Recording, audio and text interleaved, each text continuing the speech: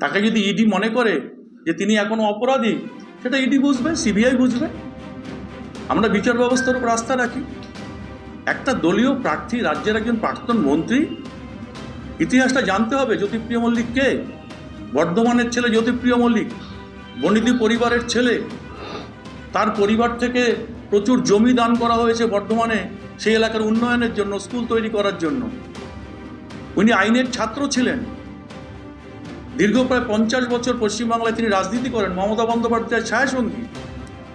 আমাদের ছাত্র পরিষদের রাজ্য স্তরের নেতা ছিলেন। আমাদের জেলার অবিসংবাদী নেতা বিধায়ক জ্যোতিপ্রিয় মল্লিক, যে মানুষটা গাইঘাটাকে ঠান্ডা করে দিয়ে এসছেন, যে মানুষটা হাবড়াকে ঠান্ডা করেছেন, মস্তান রাজ মুক্ত করেছেন, যে মানুষটা হাবড়ার বুকে একের পর এক উন্নয়ন, আপনারা সকলেই অকপটে স্বীকার করেন, যারা বিরোধী রাজনৈতিক দলের নেতৃত্ব তারাও স্বীকার করেন যে জ্যোতিপ্রিয় মল্লিকের উন্নয়ন নিয়ে কোনো কথা হবে না।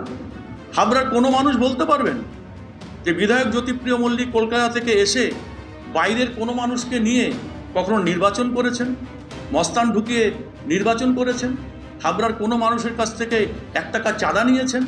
কেউ বলতে পারবেন না। কিন্তু আজকে বিজেপির প্রার্থী যে ভাষায় কথা বলছেন, মনে হচ্ছে তিনি হাবড়ায় মস্তানি করবার জন্য এসেছেন, নির্বাচন করবার জন্য আসেননি। আমরা একটা কথা বলতে পারি যে মস্তান হাবড়ার বুকে আমরা অনেক ঠান্ডা করেছি।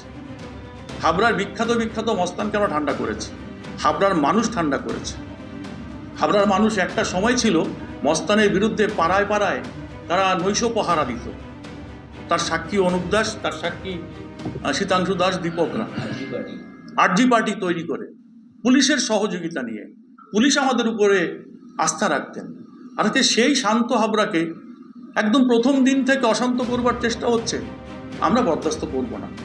আমরা বিচারের দায়িত্ব দিলাম হাবড়ার 2.5 লক্ষ শুভবুদ্ধি সম্পন্ন মানুষ, যারা আগামী দিনে বিচার করবেন গণ আদালতে, তাদের উপরে দায়িত্ব দিলাম যে আপনারা সুস্থ রাজনীতি চান নাকি অসুস্থ একটা মানুষ, যে মানুষটা কুৎসিত ভাষায় বিরোধী প্রার্থীকে আক্রমণ করে, ব্যক্তি আক্রমণ করে, তাকে আপনারা সমর্থন করবেন।